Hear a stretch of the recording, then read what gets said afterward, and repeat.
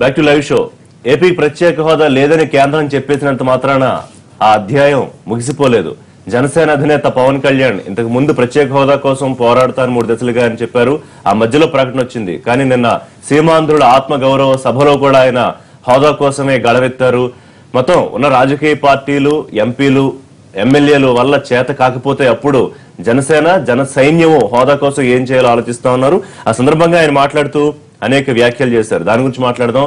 అలాగే కంప్లీట్ గా ప్రతిష్టంభన కనిపిస్తోంది అసెంబ్లీలో. ప్రధాన ప్రతిపక్షంగా ఉన్న వైసీపీ నిన్న సభలో వ్యవహరించిన తీరు మొదటి రోజు అంతా మనం చూసాం. ప్రత్యేక హోదా మీద చర్చకు పట్టుబట్టున్నారు వాళ్ళు, లేకపోతే సభ జరగనిచ్చే పరిస్థితి కూడా లేదు. మరి వాళ్ళు ఏం జరుగుతుందనేది చూడాలి. మరోవైపు సీఎం చంద్రబాబు నాయుడు హోదాకి సమానంగా ఇస్తున్న ఆర్థిక ప్రయోజనాలు కాదందామా, పోలవరాన్ని వద్దందామా, ఇవి తీసుకున్నంత మాత్రాన హోదా మీద వెనక్కి తగ్గినట్టు కాదు, హోదా మీద కూడా పోరాటం కొనసాగిస్తూనే ఉంటామని చెప్తున్నారు. సాధ్యం అవుతుందా? ఈ అంశాల మీద మాట్లాడదాం. మనతో పాటు లైవ్ షోలో ఇవాళ జాయిన్ అవుతున్నారు కర్ణాటి ఆంజనేయ రెడ్డి గారు, ఆంధ్రప్రదేశ్ బీజేపీ శాఖ ముఖ్య నేత, నిమ్మల రామారెడ్డి గారు, Palakollu MLA, Telugu Desam party general secretary, Gangabhavani గారు, మాజీ కాంగ్రెస్ మహిళా అధ్యక్షురాలు, party chief spokes person, Chevireddy Bhaskar Reddy గారు, చంద్రగిరి ఎమ్మెల్యే, వైఎస్ఆర్సీపీ కీలక నేత, మరో రకంగా చెప్పాలంటే దూకుడున్న నేత. రైట్, మీతో స్టార్ట్ చేద్దామా? భాస్కర్ రెడ్డి గారు, ఒక్కసారి పవన్ కళ్యాణ్ ముందు ఎపిసోడ్కి వచ్చే ముందు ఒక్కసారి నేను అసెంబ్లీలో ఎందుకు మీరు అంత దూకుడుగా వ్యవహరించారు? దాదాపు మీరు స్పీకర్ మీదకి వెళ్తుంటే మేము అంతా చూస్తుంటే నెక్స్ట్ ఏం జరుగుతుందా అన్నంత ఉత్కంఠ కలిగింది మా అందరికి. స్పీకర్ ముందుకు వెళ్ళడం, స్పీకర్ మీద చేయాలన్న ఆలోచన ఎవరికి ఉండదు. గతంలో కూడా ఎప్పుడు ఆ సాంప్రదాయం లేదు. ఇంకా టీడీపీ అయినా అప్పట్లో గవర్నర్ సీట్ని బెరికేసి, మైకులు బెరికేసి, అప్పుడు రేవంత్ రెడ్డి గారు, నాగార్జున రెడ్డి గారు లేదు, బాగుంది గొంతు కాబట్టి టీవీగా నిదానంగా మాట్లాడుతున్నాం. కాబట్టి యాక్చువల్ గా ఎత్తుకుంటే పోడియం దగ్గరికి వెళ్ళి నిరసన చెప్పడం, నినాదాలు చేయడం ఆనవాయితీగా దశాబ్దాలుగా వస్తుంది. పోడియం దగ్గరికి వెళ్ళడానికి ప్రయత్నం చేసినప్పుడు జనం పోడియం దగ్గరికి అన్ని పార్టీలు చేస్తుంటాయి.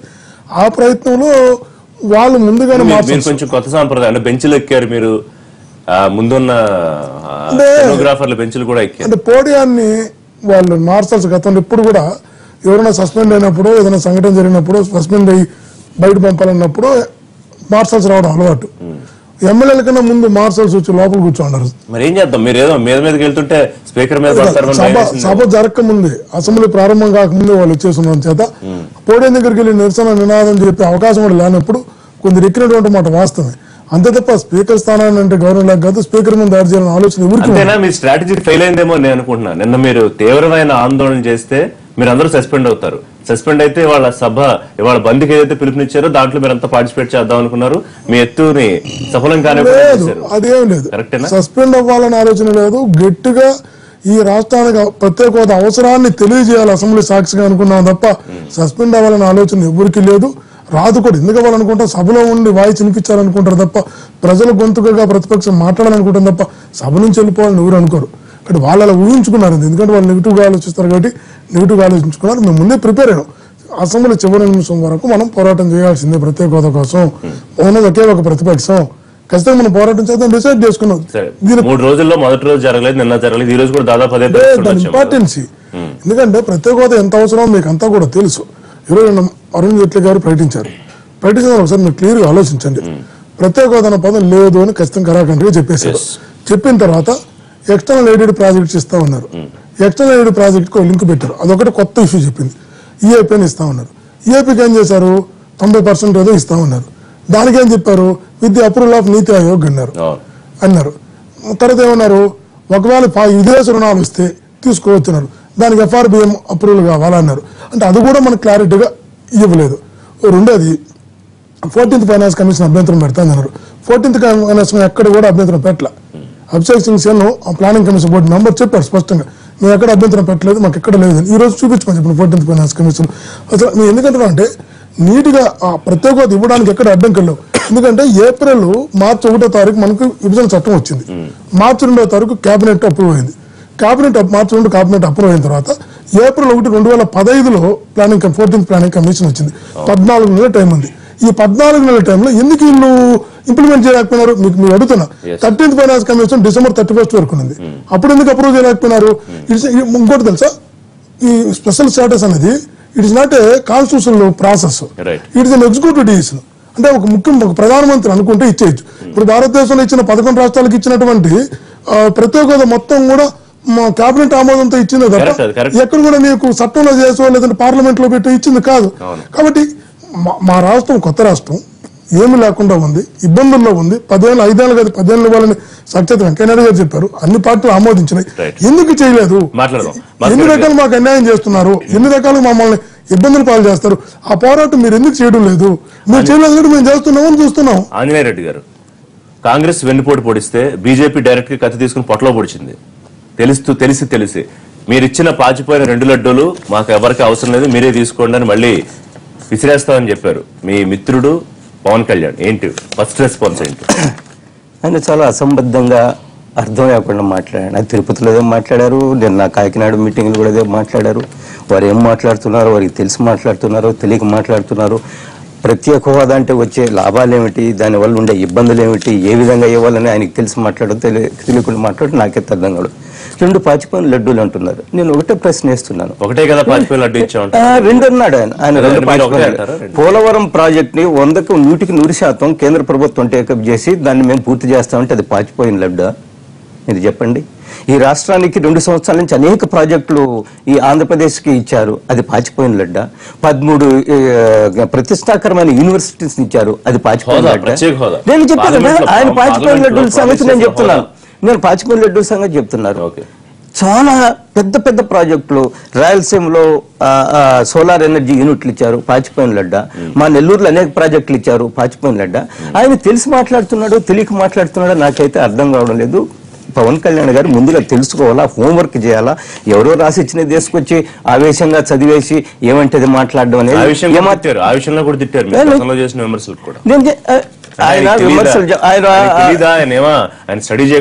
ఆయన స్టడీ చేయలేదు. ఆయన ప్రత్యేక హోదా విషయంలో ఆయనకు అవగాహన లేదు. ప్రత్యేక హోదా ఏ విధంగా ఇస్తారో తెలియదు, దానివల్ల వచ్చే లాభాలు ఏమిటో తెలియదు. ఋషి గారు, ఈ మధ్యకాలంలో మీరు చూశారు గత 1 నెల నుంచి కూడా ప్రత్యేక హోదా స్పెషల్ స్టేటస్ వల్ల వచ్చే ఇబ్బందులు కూడా చాలా మంది ఆర్థిక శాస్త్రవేత్తలు రాజకీయ నిపుణులు కూడా స్పష్టంగా చెప్తున్నారు. అవి కేవలం కొంతమంది పెట్టుబడిదారులకు బహుళ జాతి సంస్థలకు ఉపయోగపడింది. ఇప్పటికిచ్చిన 11 రాష్ట్రాల్లో అవన్నీ కూడా ప్రత్యేక హోదా గత 15 సంవత్సరాల నుంచి 20 సంవత్సరాలు ఉన్నప్పటికీ కూడా ఇప్పటికీ అవి వెనకబడే ఉన్నాయి. అక్కడేం అభివృద్ధి సాధించలేదు. నిరుద్యోగ సమస్య ఉంది. రైతుల యొక్క పొలాలు తీసుకుని సెజల పేరుతో ప్రత్యేక హోదా పరిశ్రమలు పెడుతున్నారు. రైతులు చాలా ఇబ్బంది పడుతున్నారు. ఒక వాదన కూడా ఉంది. ఈ విషయాలన్నీ ఈ విషయాలన్నీ ఆయన మీ మిత్రుడే కదా, మీరు అందరూ కలిసే కదా తిరుపతి బహిరంగ సభలో గానీ లేకపోతే ప్రచారంలో గానీ మీరందరూ కలిసే కదా మాట్లాడారు. మరి ఆయన కూర్చోబెట్టి మీరు ఎందుకు ఎక్స్ప్లెయిన్ చేయలేకపోతున్నారు? ఒకవేళ మీరు చెప్పే వాదన కరెక్ట్ అయితే ఆయన మీరు ఎందుకు కన్విన్స్ చేయలేదు? ఏం చెప్తున్నా అంటే నిద్రపోయేవాడని లేవగొట్టచ్చు, నిద్రపోతున్నట్టుగా నటించేవాడిని ఎట్లా లేవగొడతామండి? మీరు చెప్పండి. నేను కావాలని నిద్రపోతున్నట్టుగా నటించాను, నువ్వు ఏనుగులు వచ్చి తొక్కినా కానీ ఆయన లేడు. కావాలని విమర్శలు చేయాలా?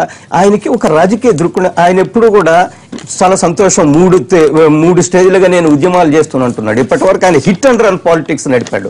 ఒకసారి ఎప్పుడో వచ్చేస్తాడు, ఒకసారి అమరావతి దాని మీద వచ్చాడు, ర్యాంప్ మీద నడిచాడు ఫ్యాషన్ షో లాగా, మళ్ళా ఏడిపోయాడు. ఎవరో ఆయన అభిమాని అక్కడ చనిపోతే అక్కడికి వెళ్ళాడు, అక్కడ ఉన్నట్లుండి ఒక మీటింగ్ పెట్టేసి ఆవేశంగా మాట్లాడు. సెలబ్రిటీ అయినంత మాత్రాన, సినిమా హీరో అయినంత మాత్రాన మీరు పిలిస్తే వేలాది మంది జనం వస్తున్నారని మీ ఇష్టం వచ్చినట్టు నోటికి వచ్చినట్టు మాట్లాడితే అది సమంజసం. వెంకయ్యనాయుడు గారి విషయంలో, మోడీ గారి విషయంలో ఆయన వ్యాఖ్యలు చాలా వెంకయ్యనాయుడు గారు చెప్పారు, మీ వల్ల మా బంధువులు కూడా చనిపోయారని. నిన్నటి మీటింగ్ లో ఒక ఆయన చనిపోయాడు, ఎవరి వల్ల చనిపోయాడు? అంతమంది తిరుపతిలో ఒక ఆయన మీ అభిమానిగా చనిపోయాడు, ఎవరి వల్ల? పవన్ కళ్యాణ్ వల్ల చనిపోయాడు. నేనేమంటే చాలా అసంబద్ధంగా మాట్లాడు, ఏమాత్రం అవగాహన లేకుండా మాట్లాడు. పవన్ కళ్యాణ్ గారు ముందు తెలుసుకోమనండి, ఈ రాష్ట్రానికి ఏమేమి మేలు చేకూరింది, ఇప్పటి వరకు ఎన్ని లక్షల కోట్ల రూపాయలు ఈ రాష్ట్రానికి మేలు చేశారు, ఏ విధంగా చేస్తారు. ఎందుకంటే వెంకయ్యనాయుడు గారు చెప్పిన లెక్క ఒకటి ఉంది, నిన్న ముఖ్యమంత్రి గారు చెప్పిన లెక్క ఒకటి ఉంది. అవగాహన లేదా? కాదు కదా రామానాయుడు గారు, మీ మిత్రపక్షమే బీజేపీ అంటూ అన్న మాట ప్రకారం పవన్ కళ్యాణ్ గారికి అవగాహన లేకుండానే, అధ్యయనం చేయకుండానే ఇవన్నీ మాట్లాడుతున్నారా? ముందుగా ఇప్పుడు మన చెవిరెడ్డి భాస్కర్ రెడ్డి గారు మాట్లాడుతూ ప్రత్యేక హోదా కోసం మేము గట్టిగా నిలదీయడం కోసమే స్పీకర్ చైర్ మీద మేము దాడి చేసిన, లేదంటే శాసనసభను స్పందించిన ప్రత్యేక హోదా కోసమా చెప్తూ ఉన్నారు. నిజంగా ఒకటి అడుగుతున్నాం, నిజంగా ప్రత్యేక హోదా మీద మీకు అంత చిత్తశుద్ధి ఉన్నట్లయితే ఆ రోజు ఏదైతే పార్లమెంటులో బిల్లు ప్రవేశపెట్టినప్పుడు జగన్మోహన్ రెడ్డి గారు ఎంపీగా ఉన్నారు, ఆయన ఆ రోజు తెలుగుదేశం పార్టీ ఎంపీల మీద దాడి జరిగితే పార్లమెంటులో జగన్మోహన్ రెడ్డి గారు చూస్తూ నవ్వుతూ కూర్చున్నారు తప్ప కనీసం ఆ రోజు స్పందించలేనటువంటి పరిస్థితి. అదే విధంగా మొన్న ఏదైతే అరుణ్ జైట్లీ గారు ఆ రోజు రాత్రి ఏదైతే ప్రత్యేక హోదా మీద మాట్లాడారో ఆ రోజు రాష్ట్రం అందరూ కూడా ప్రజలందరూ కూడా చూస్తున్నారు, టీవీలు వాచ్ చేస్తూ ఉన్నారు. ఆ రోజు ఆయన ఇచ్చినటువంటి ప్రత్యేక హోదా గాని ప్యాకేజీ గాని అంశాల మీద ఆ రోజు చంద్రబాబు నాయుడు గారు 12 దాటిన తర్వాత కూడా ప్రెస్ మీట్ పెట్టి ఆయన స్పందన తెలియజేశారు. కానీ కనీసం జగన్మోహన్ రెడ్డి గారు అంటే ప్రజలందరూ కూడా చూశారు ఆయన యొక్క మెసేజ్ అంటే నేను అనేది ఏంటంటే కనీసం ప్రతిపక్ష నాయకుడు అదే నేను మాట్లాడుతున్నాను అంటే ముందు కనీసం అసలు ఆ విషయాన్ని జగన్మోహన్ రెడ్డి గారు స్పందనే లేదు. ఆ రోజు ఈ రాష్ట్రం అందరూ కూడా ఎదురు చూశారు. అరుణ్ జైట్లీ ఒక ప్యాకేజో లేకపోతే ఒక మెసేజ్ ఇచ్చినప్పుడు దాని మీద ఈ రాష్ట్రంలో ఉన్నటువంటి నాయకుడు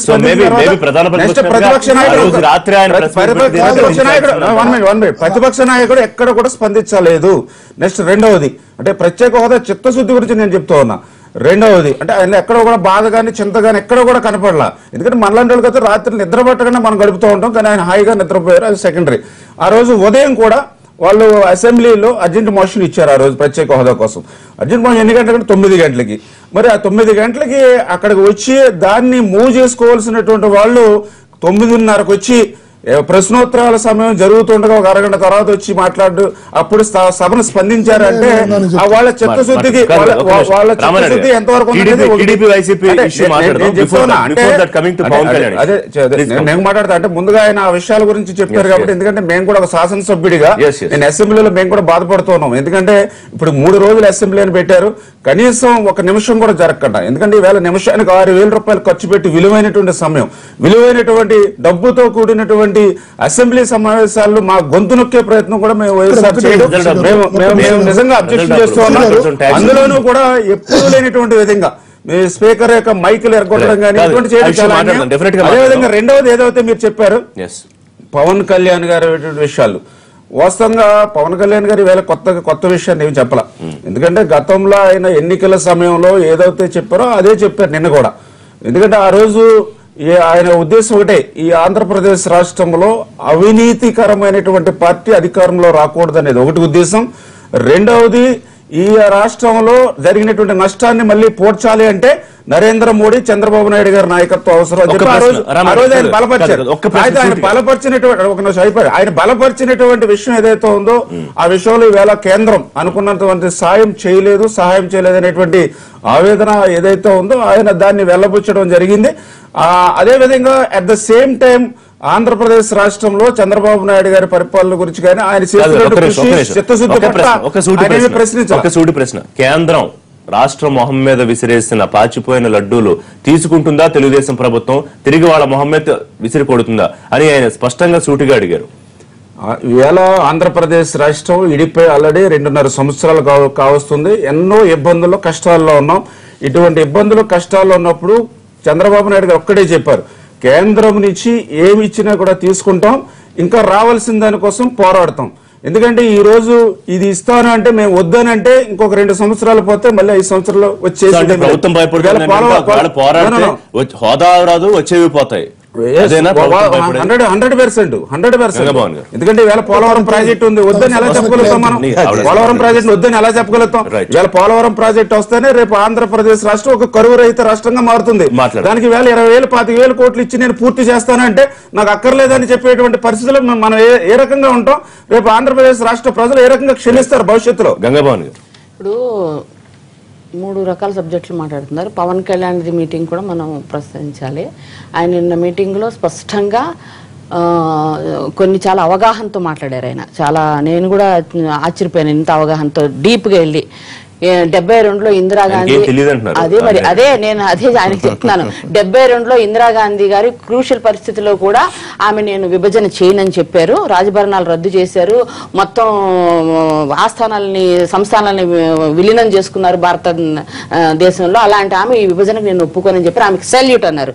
దానికి నేను మనస్ఫూర్తిగా పవన్ కళ్యాణ్ అభినందిస్తున్నాను. ఇంకొకటి, జవహర్లాల్ నెహ్రూ గొప్ప ప్రైమ్ మినిస్టర్ అన్నారు, లాల్ బహదూర్ శాస్త్రి నిజాయితీ పరుడు అన్నారు. నేను అనేది ఏంటంటే ఆయనకు అవగాహన లేకపోతే ఆయన పుట్టక ముందు విషయాలు ఇంత చక్కగా చెప్పారు. తర్వాత విషయాలు కూడా ఆయన ఇంకా కాంగ్రెస్ గురించి ఇలా చెప్పినందుకు నాకు సంతోషం. బీజేపీ ఎలా పొడిచిందో చెప్పారు. నేను అంటాం ఏంటంటే కాంగ్రెస్ లో ఎవరైతే ఇప్పుడు అందరికి కళ్ళు విచ్చుకున్నాయి, పవన్ కళ్యాణ్ గారికి విచ్చుకున్నాయి, ఆ రోజు ఇదే బీజేపీకి తెలుగుదేశానికి సపోర్ట్ చేసిన వ్యక్తి ఈ రోజు కాంగ్రెస్ గురించి ఇంత చక్క ఒక ఓటు 2 రాష్ట్రాలు కాకినాడలో అన్నదంటే విభజన. తప్పకుండా ఆయన మాటల్లో విభజన, ఒక ఓటు 2 రాష్ట్రాలని ఇప్పుడు తిరుపతి మీటింగ్ లో కూడా చెప్పారు పవన్ కళ్యాణ్ గారు. అంటే ఈ ప్యాకేజీ అనౌన్స్మెంట్ ముందు చెప్పడం, ఆయన వార్నింగ్ ఇచ్చారు. ఆయన ఉండండి, నేను మీరు మాట్లాడినప్పుడు ఆయన మాట కన్నా ఆయన వార్నింగ్ కన్నా భయపడి వీళ్ళు ప్యాకేజ్ ఇస్తారని అనుకున్నారు. దానికోసమే పాపం తిరుపతిలో పెట్టినట్టుంటారు హోదా కోసం. అయిన తర్వాత ఇంకో మాట అన్నారు. నేను చెప్పబోవటం ఏంటంటే, ఆయన లాల్ బహదూర్ శాస్త్రి దాకా చెప్పి అయిపోయారు కానీ మిస్టర్ క్లీన్ రాజీవ్ గాంధీ గారు ప్రైమ్ మినిస్టర్ 21st సెంచరీకి నేను తీసుకెళ్తా అన్నారు. ఈ రోజు టెక్నాలజీ ప్రపంచంలో ఇండియా 5th ప్లేస్ లో ఉందండి. అదొకటి. ఇంకోటి పివి నరసింహరావు ఒక తెలుగువాడు ప్రైమ్ మినిస్టర్ అయ్యాడు, మహా మేధావి. మీకు తెలుసు, మొత్తం ప్రపంచం అంతా ఇన్ఫ్లేషన్ తో బాధపడుతుంటే మన్మోహన్ సింగ్ లాంటి ఆర్థికవేత్త కేంబ్రిడ్జ్ లో ఎకనామిక్స్ చేసిన వ్యక్తి, ప్రపంచ ఒబామా కూడా మన్మోహన్ సింగ్ మెచ్చుకున్నారు. మొత్తం అలాంటి కాదు, ఇది చెప్పాలి. ఎందుకంటే ఎందుకు వ్యవస్థ పాడైపోయింది చెప్పాలి కదండి. అలాంటి మన్మోహన్ సింగ్ 10 ఏళ్ళు ఇస్తే మోడీ గారు ప్రైమ్ మినిస్టర్ అప్పుడు ఏం చేశారు? నేను కరప్షన్ రహితం తెస్తానని చెప్పారు. అంటే పవన్ కళ్యాణ్ మోడీ గారికి ఎందుకు సపోర్ట్ చేశారని దానికి నేను చెప్తున్నాను. అంటే ఈయన నిజాయితీ నమ్మాడు. ఎందుకంటే పవన్ కళ్యాణ్ సోషలిస్ట్ భావాలున్న వ్యక్తి. ఎందుకంటే ఆ సీతారాం యేచూరిని పొగిడారు ఆయన. సోషలిస్ట్ భావాలున్న వ్యక్తి. మన్మోహన్ సింగ్ మోడీ అయితే ఎలక్షన్ లో ఏం చెప్పారంటే, నేను విదేశాలు నల్లధనం తెస్తాను, ప్రతి అకౌంట్ లో 15 లక్షలు వేస్తారంటే అలాగే అదే సమయంలో తిట్టారు కూడా. ఎవరు? మొదటి నుంచి కాంగ్రెస్ చేస్తున్న ప్రాక్టీస్ ఇప్పుడు బీజేపీ కూడా చేస్తుంది. ఉత్తరాది వాళ్ళకి దక్షిణాది వాళ్ళంటే చిన్న చూపు. పవన్ కళ్యాణ్ గారికి ఇప్పుడు కాంగ్రెస్ ఏంటో ఆయన నోటితోటి ఒక ప్రతిపక్ష నాయకుడు ఏదో మా కాంగ్రెస్ కి భేదభావంతో పవన్ కళ్యాణ్ కూడా మా నెహ్రూని ఇందిరాగాంధీని మనస్ఫూర్తిగా మోడీ ఇంకా ఇందిరాగాంధీకి నమస్కారం కూడా పెట్టారు. దానికి నేను తమ్ముడికి ధన్యవాదాలు చెప్తున్నాను. ఇప్పుడన్నా తమ్ముడు తెలుసుకుని కాంగ్రెస్ వెన్నుపోటు పడలేదు. అందరు ఏంటండి విభజన అందరూ చేశాక వీళ్ళు లెటర్ ఇచ్చారు.